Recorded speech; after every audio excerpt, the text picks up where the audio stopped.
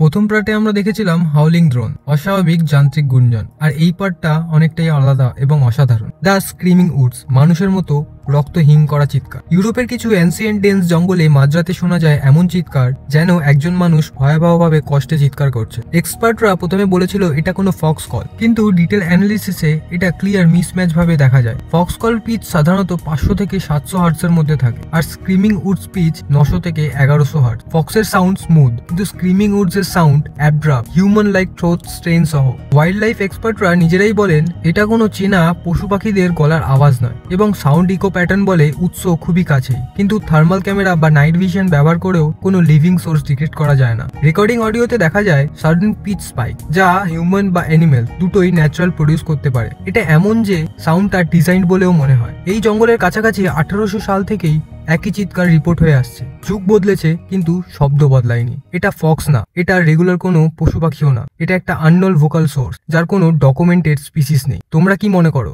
এটা কি কোনো ভয়ানক বা ভূতের কিছু, না অন্য কিছু? কমেন্টে জানাতে ভুলো না, আর সাবস্ক্রাইব করো পার্ট 3 এর জন্য।